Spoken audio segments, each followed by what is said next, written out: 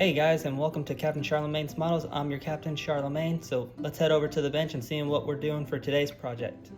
Hello everyone, and welcome to the final episode of our building of the Rolife RMS Titanic.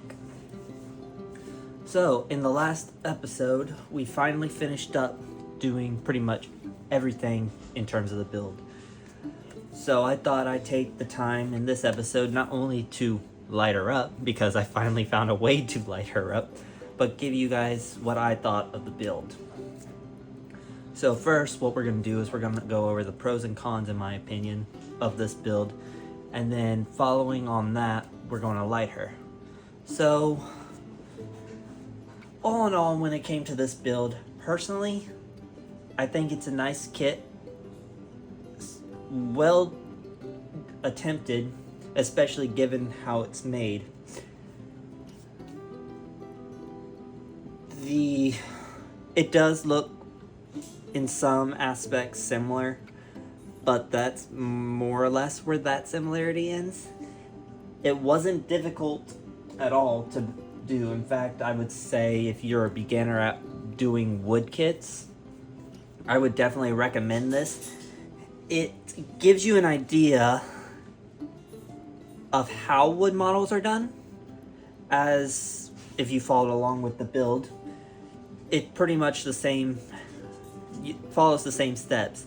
You build the skeleton, and then over time you plank and build up the sides, and then go up from there. It was relatively easy to put together. For a kit that's supposed to not require any glue. The little first class cabin section here, again, nice little addition, very nicely detailed for the little part that it is. All in all, it's a nice little kit. However, I do have some grievances at several places. For one of my grievances was just how thin the wood is. So if you notice here, this piece is kind of sticking out. The wood that they used for this, which is supposed to fit into the holes, is a little too thin. If you put too much pressure while trying to stick it in, it's going to snap on you. And with that in mind, you're having to be a lot more conservative with the amount of force you're putting into it. Another thing was, for a kit that's supposed to not require glue, that is more or less snap fit is the best way I can describe it.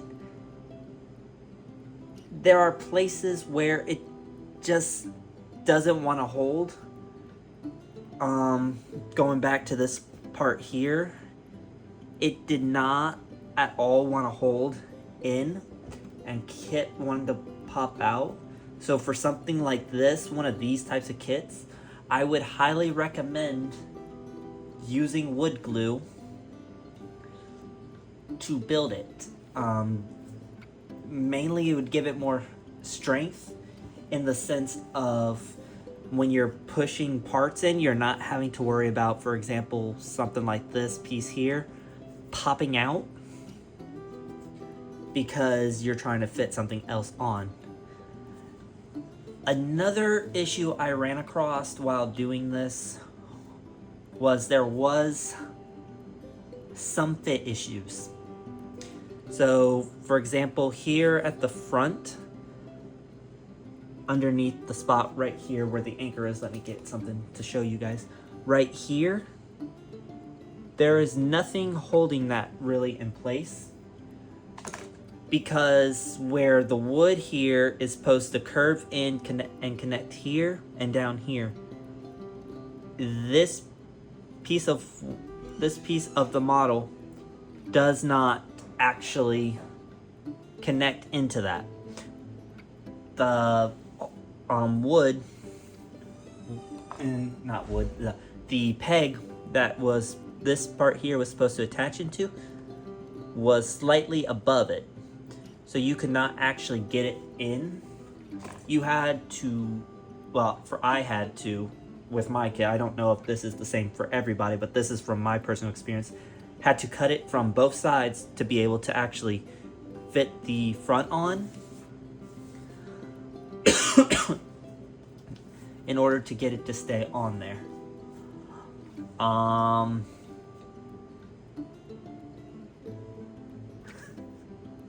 The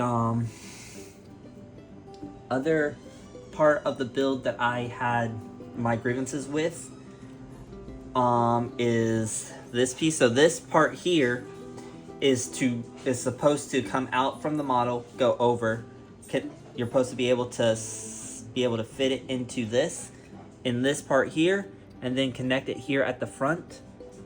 I don't know if it was personal failure on my part, or if this is just how this light here is made. But unfortunately, even after fitting the stuff on and trying multiple times to try and get it to fit on, unfortunately this is too short. You cannot fit it on and then go over to create the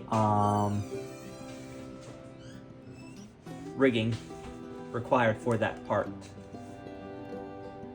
It's just too short.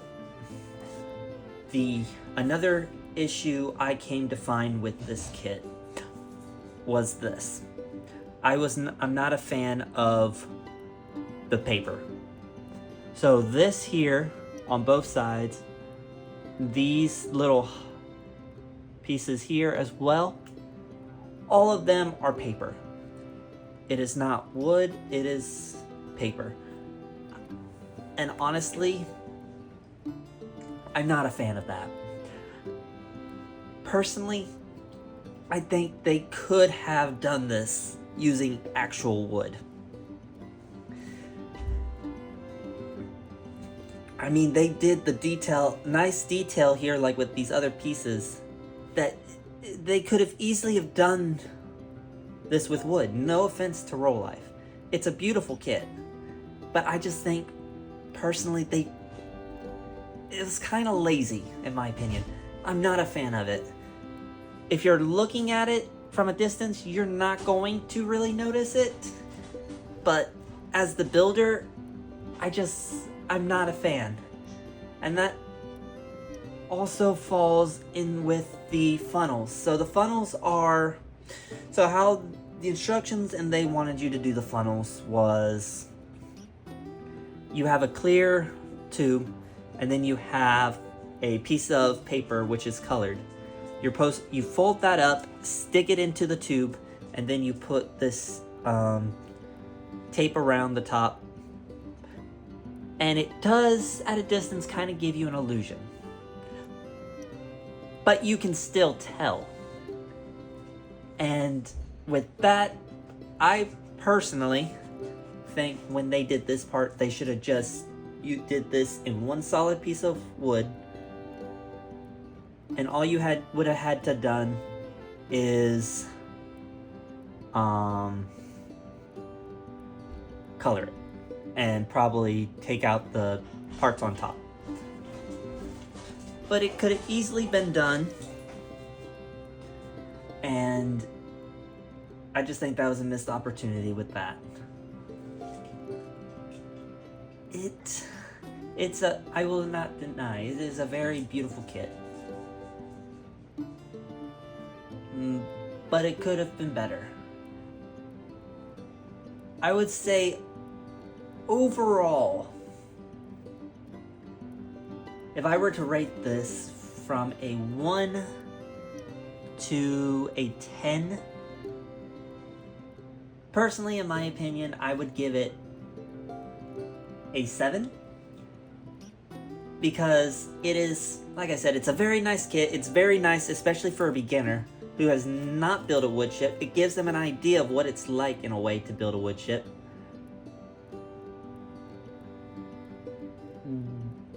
But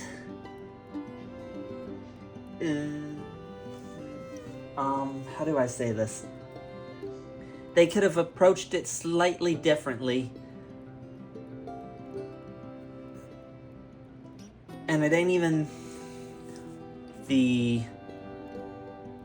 authenticity and resemblance that I have a problem with. It's a model kit. You're never going to be completely 100% accurate to the actual model. And this is literally more or less a puzzle. So you're not going to be 100% accurate. But they could have done it better.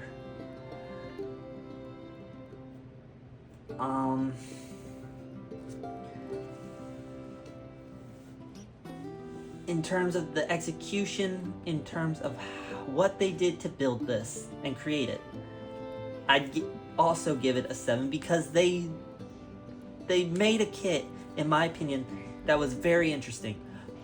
I will not deny, I am not a fan of civilian vessels. I've personally attempted to build Titanic before.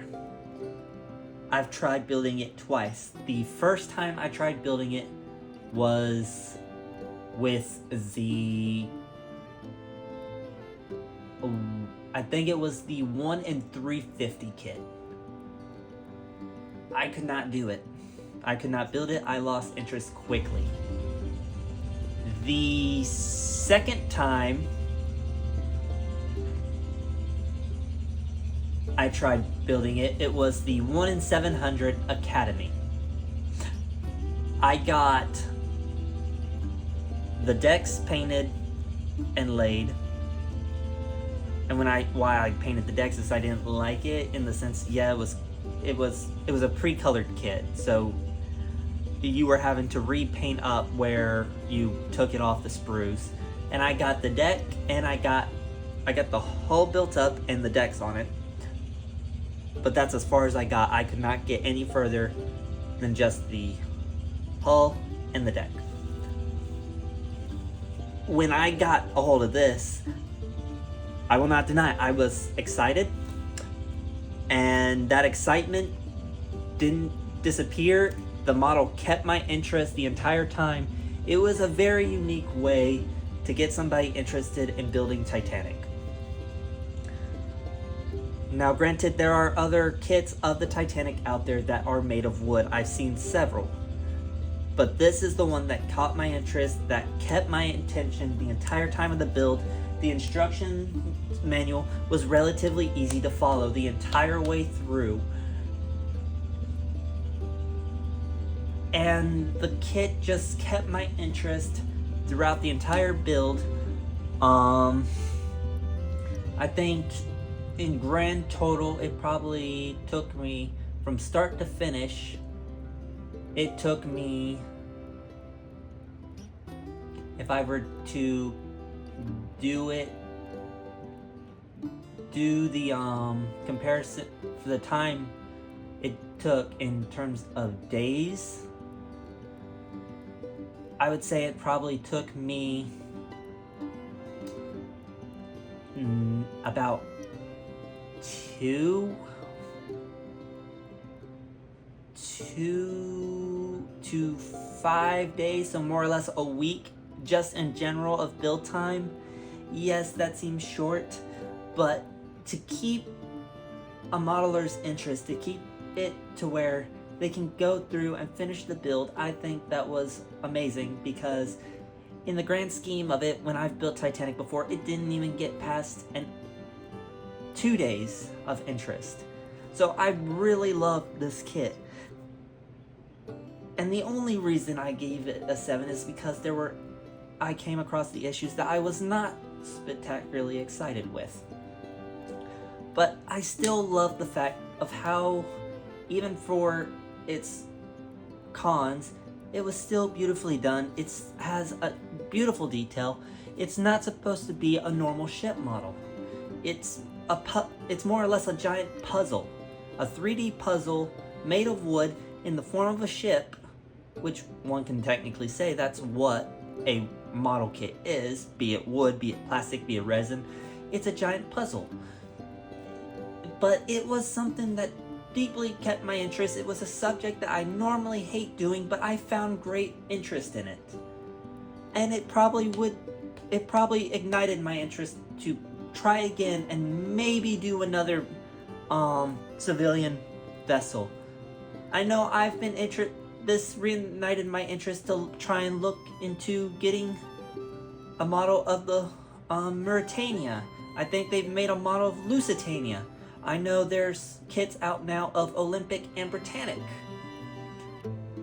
And I also know there's kits out of the SS United States, and I believe there's one for the Queen Mary too, as I've seen Jason on Model Kit Stuff do it. It's ignited my interest to try again and go into a civilian vessel. Not military, not sci-fi, but civilian vessels that within the last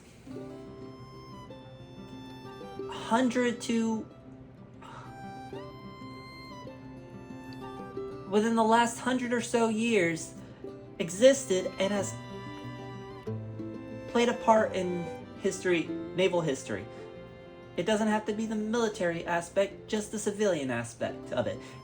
And that's something that excited me. As a modeler, that's something that got my blood flowing and made me want to try again in the future at trying something that I've told myself I would not do. In fact, I've in the past told myself I would not build I told myself I would not build Titanic. That I had no interest in Titanic. Similar to how I've told myself in the past that I would not build the Yamato, or the Tirpitz, or the Bismarck. I had no interest in those ships. To me, they never appealed to me. And yet, I've actually went back on that. As you see now, I've built Titanic. I've built the 1 in 700, Tirpitz. I've built the Yamato in 1 in 700 scale. I've built them all. And that's because you say something, but once you actually start at it, and it catches your interest, and you see it to completion, you look at yourself and you're like, I don't know why I ever said this. This is a very nice model. Yes, it doesn't keep my interest at, say, something as if I was gonna build the Hood, or the Saratoga, or the North Carolina, or even the Prince Eugen, or the Flinger. At the end of the day, you still feel accomplished because they're beautiful kits once finished, and you question yourself like, why did I say this? Because this came out to be a nice model. So, in all honesty, I'm quite proud of myself because I did finally accomplish something in the form of finishing this kit. And in my opinion, yes, it has its pros, yes, it has its cons, as most kits do, but it was still a lovely model. Yes, it could have been better, but so could many other kits. And I would highly recommend this to somebody who has not built a wood kit before, or is interested in seeing what a Rolife kit is like. Build it. Take your time, and you'll get a lovely piece. And like I said, all in all, if I had to rate this between a 1 and a 10, I give it a 7. That is quite high, in my opinion. A 7 is always quite high. Whenever you hear somebody rate something, in their own personal opinion, a 7 is right there at the top. I would say a 7, it's as if you're taking a test. A 7 is essentially a 70, or a 75. It's a C or a C+. That is still passing. That is still something to feel proud of. Yes, not everybody feels proud of having a C, because guess what? A C, in some eyes, is barely making it. It's borderline failing. They don't like it. In terms of models, I look at it as a C is something great. A C can still be something beautiful if you take your time and work for it. and it's ultimately up to you, the modeler. It's your opinion that matters the most in terms of a build. If you feel accomplished, if you're happy with what you've built, if to you it looks amazing, go for it. Be proud of that. Yes, others might have their own say to it, but everybody's entitled to their own opinions and their own beliefs when it comes to a kit. Some people like kits that are completely as close to historical as they can get. Others build out a box and they do it in a way that they believe they can do it. And yet both afterwards are always proud of what they get. Now sometimes you're going to come across a kit that's not as you wanted it, but even after you finish it, even if it's been, say, a pig to build, you still feel happy, you still feel accomplished after you finish it. Now granted, you might not want to try it again, but guess what? You're still going to feel happy, you're still going to feel proud, you're going to still feel accomplished with what you created. With me, this model, yes, it had its issues, but I've built plenty of models where I myself have had issues. And at the end of the day, I truly think this was a nice kit. And it's definitely something to feel accomplished about because it was finished. It wasn't stopped at the beginning, it wasn't stopped halfway. It was made all the way to the finish line and saw it through. So that is something to be excited about. Granted now that I wish this part could have actually been able to be done, but guess what? That's hindsight. So if I did come back to this kit and I did build it in the future, guess what? I'm going to try everything in my power to make sure that when this goes back on, it's actually going to fit all the way to the other side. This is a learning experience. This is something for the future to where I can improve my skills as a builder. Always look at a build like that. It is a learning experience, good or bad, pass or fail. You're always going to have those situations, and you can always learn from them to get a better build done. So at the end of the day, I feel proud at the accomplishment of getting this done, and I'm sure others who have been interested in this, has started their own kit of it, will feel proud of their own accomplishments. So with that said, I'm going to end this opinion, and I'm going to go ahead and I'm going to do something that all of us have been looking forward to. Lighting her up. So what I'm going to be using to light her up is a laptop C cable charger. Originally, I was just trying to find a C cord, or whatever it's called, to light it, but I could not find an adapter to fit it. I did not have one. And then a gentleman who's been very kind, been very encouraging, who's been watching the build going on, pointed out that he himself was using a laptop charger. And that reminded me I had one as well. So I pulled that out. So sir, if you do see this video, I thank you for reminding me about that. And so what do you guys say? We go ahead and we launch this baby. Let's turn her lights on and finally complete the Rolife Titanic.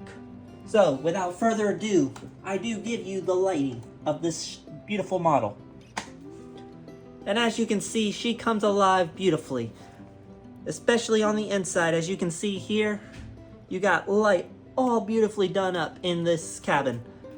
One of the cords, if you guys remember watching, there was two cords like this sticking out. The other one became the light for up here in the top of the model. Let's get her turned like so. And as you can see, the detail inside this little cabin is utterly beautiful.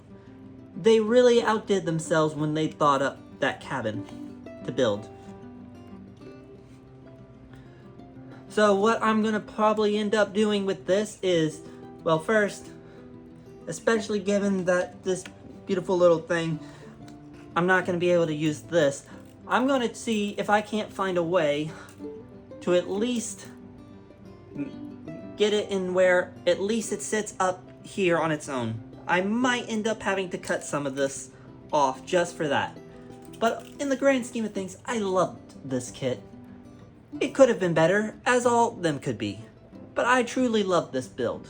And I thank you all for joining me here today to wrap up this build, and looking forward to the future with the builds going forward. So, what is coming now that we finished the Titanic? So originally, the idea following Titanic, as you can see in the background, is the seahorse bark. We have already got her started. We actually have already filmed the first video that just needs to be edited now. But I am seriously thinking, and I've thought on it recently, I have a small model kit in my collection that I don't think anybody's done anything for yet. And what kit is that? It is a 1 in 700 plastic kit of HMS Victory.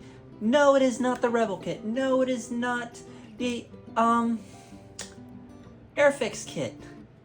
It is a little 1 in 700 Victory that I am actually quite excited to try and tackle.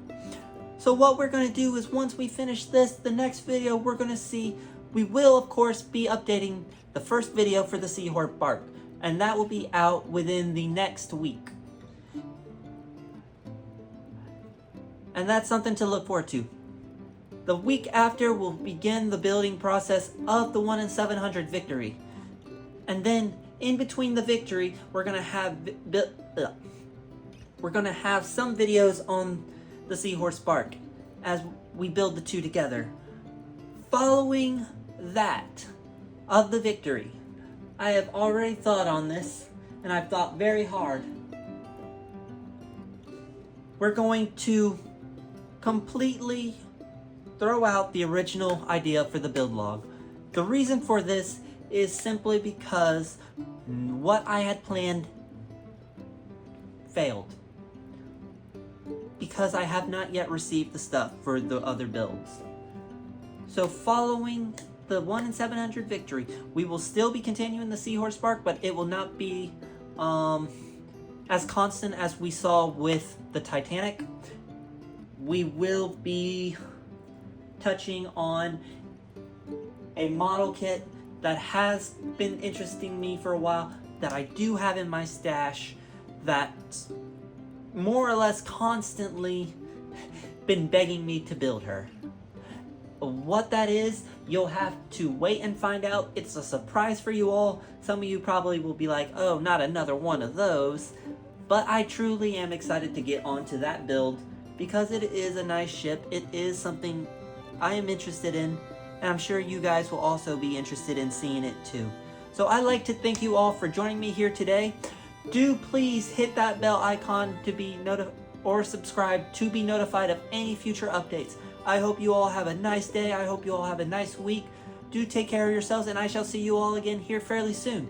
This has been Captain Charlemagne, and I'm signing off. Ta-ta for now, everyone.